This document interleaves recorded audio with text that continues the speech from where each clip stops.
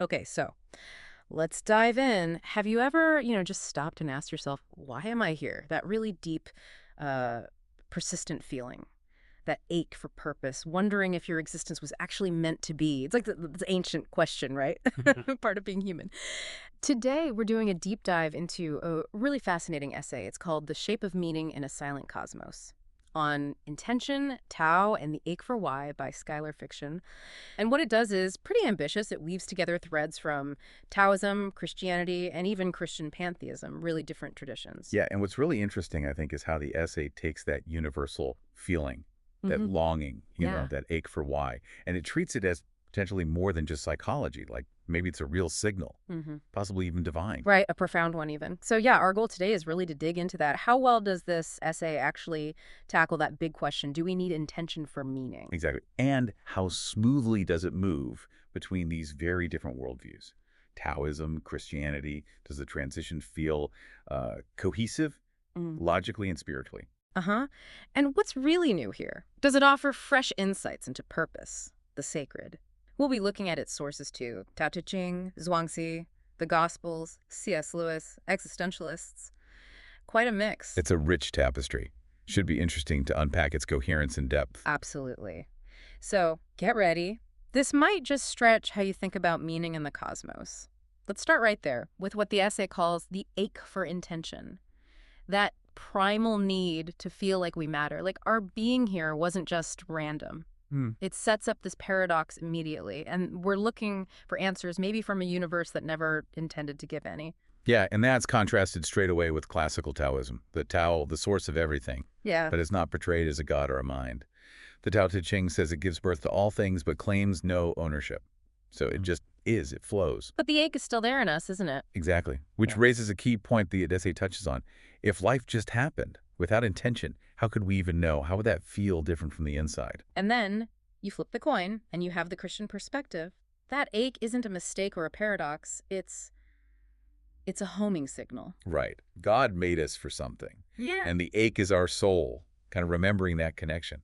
Augustine's famous line. You have made us for yourself, O Lord, and our hearts are restless until they rest in you.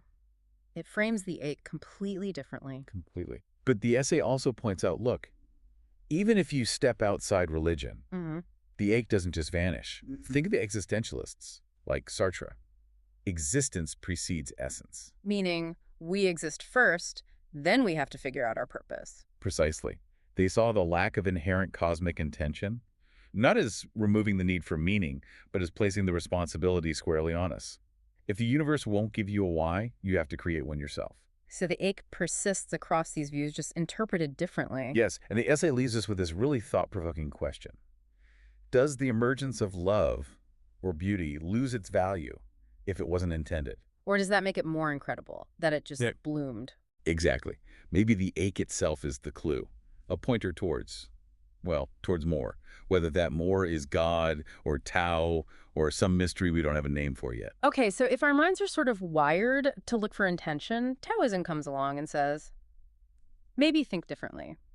The essay calls this the Tao that gives without asking, a universe unfolding because it must, not because someone decided it should. That's a great way to put it. The Tao flows. It doesn't choose. It generates everything, the 10,000 things, not from a plan. But just by being what it is. Yes, exactly. That concept of Ziran is key here. The essay explains it well, self-so or so of itself.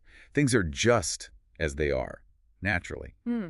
The Tao Te Ching paints this picture of something formless and perfect before the universe, the mother of everything. Hmm. But a mother with no plan, that lack of divine planning, is central. I can see how, especially coming from a Western viewpoint maybe, that could feel jarring. Like all this complexity, no designer. It can, yeah. But the essay stresses, Taoism isn't about chaos. It's not denying order. It's denying control in the sense of a divine will imposing itself. So, balance without law, emergence without design. Like Zhuangzi's, heaven does nothing, yet nothing is left undone. Precisely. It's a different kind of order. Silent, deep, unfolding. And this fundamentally reframes meaning, doesn't it? How so? Well, if you're part of this flow, your life isn't about fulfilling some pre-written script. You're like a wave in the ocean of Tao. Not meaningless, just part of the current. Right. Meaning comes from attunement, from finding harmony with that flow, not imposing your own ideas or searching for external validation. Suffering, then, isn't some cosmic punishment. It's more like friction. Exactly. Friction between our false desires and the world's natural unfolding, as the essay puts it. It's about letting go of those desires that clash with the way things are. So it's almost a celebration of not having a grand intention behind it all, finding the sacred in the spontaneity itself. You could definitely see it that way. There's a certain freedom in it. Okay, from that silent flow, the essay pivots, quite dramatically, really, to Christianity and the personal why. Suddenly, the cosmos isn't silent, it speaks. It even calls your name. Yes, the contrast is stark. If Taoism gives us a universe flowing without a specific face or voice, Christianity insists there is a voice, a personal creator. Think Genesis, and God said, "Let there be light." It's presented as very deliberate speech, an act of will. Not just unfolding, but articulation. Right, the universe as a divine creation made with purpose, with love. And the essay makes that point that end is you. The intention is deeply personal. And this is where that connection to the Gospel of John becomes so interesting. You mentioned the word, the logos. It Yeah. sounds almost Taoist in a way, but then it shifts, doesn't it? It really does. John uses that powerful concept of the logos, the underlying principle or reason, but then does something radically different. What's the key difference? And the Word became flesh and dwelled among us. The infinite, the source, takes on human form. Intention becomes incredibly intimate, personal. Wow. Which leads to that contrast the essay draws. Taoism whispers, flow. Christianity cries, follow. It's an invitation into relationship with a person. And that relationship is centered on, well, on sacrifice, right? The crucified God. Absolutely. Intention here manifests as sacrificial love. Suffering isn't just friction. The essay calls it the terrain through which divine love walks. That's a profound theological claim, giving suffering a very different meaning. Yet, despite these huge differences, the essay finds common ground in humility, in surrender. It does, yeah. Both traditions, in their own way, seem to recognize that trying to control everything is an illusion, that there's a need to let go of the ego. So Taoism has Wu Wei. Right, effortless action, Yeah. acting in alignment with the natural way, not forcing things. It's a yielding, a responsiveness. And Christianity has kenosis, that idea Paul talks about. Self-emptying. Christ emptied himself, taking the form of a servant. It's a different path, following a divine example of humility, but it lands on a similar note of surrender. Interesting parallel. And the Christian answer to why ultimately comes down to presence. Christ saying, I am with you always. It's relational. But the essay acknowledges the question that lingers. Yes. Is that comfort objectively true, or is it a powerful story we deeply wish were true? It doesn't shy away from that tension. It brings in Chesterton. About the myths that matter being the ones that might be true. Exactly. Highlighting the sheer transformative power of that Christian narrative, whether you embrace it fully or grapple with it. Which leads us right into the next section. Can the ache be an answer? Is the questioning itself part of the meaning? We saw Taoism might say, let go of the ache, it's based on a misunderstanding, just flow. Like Zhuangzi talking about forgetting the self and living in the unfolding. But Christianity flips that. The ache is the signal. It's the longing of creation for its creator. C.S. Lewis again. Right. His argument, in mere Christianity we have desires, and usually desires point to real satisfactions. So if we have this deep desire for something beyond this world, Maybe that other world actually exists. that's the gist. The essay is fair. It notes the logic isn't foolproof. You can argue against it. But it undeniably resonates with a lot of people's inner experience. It feels true to many. Okay, and this is where it gets really interesting, where the essay attempts a synthesis. Christian pantheism opens the door between Tao and Christ. How does that work? Well, the essay defines it as seeing God not as separate out there or up there, but as the very field, the very fabric of reality in which the question why even arises. So God isn't just the creator, God is creation, including us, including the ache. That's the idea. The longing you feel isn't just your longing. It's framed as the pulse of God remembering itself in you. It tries to bridge the immanence of Tao with a sense of divine presence. That reframes doubt significantly. It does. If the universe seems silent, maybe that silence isn't empty. Maybe the need to hear a voice is itself sacred. Maybe meaning isn't given to us, but remembered from within. Like something already planted deep inside. Right. And it brings in that quote from the Gospel of Thomas, which wasn't included in the canon, but was important to some early groups. If you bring forth what is within you, What you bring forth will save you. If you do not bring forth what is within you, what you do not bring forth will destroy you. Wow. So the ache itself becomes this potential, this seed of the sacred within you, waiting to be brought forth. Mm. It's a really provocative integration of ideas. It really is. But the essay doesn't flinch from the alternative either, does it? It asks us, okay, what if there's no intention? Let's really sit with that possibility. Yeah, it pushes us to seriously consider a universe born from chance, without any guiding mind or purpose behind it all. That's existentialist territory again. Camus and Sisyphus. Finding meaning even in absurdity. Exactly. The essay suggests that even if there's no inherent cosmic meaning, humans can still create value. We can choose how to live, how to find the sacred in building things and creating morality, even from silence and stardust. The focus shifts to human agency. But there's a paradox there too, right? Even believing there's no intention is still a belief. It arises from a mind in a world that does exist. Hmm. Something brought you into being. Even if that something had no intention, you're here. So the question becomes, now what? What do you do with this existence? And that's where Taoism comes back in, whispering. That intention isn't the point anyway.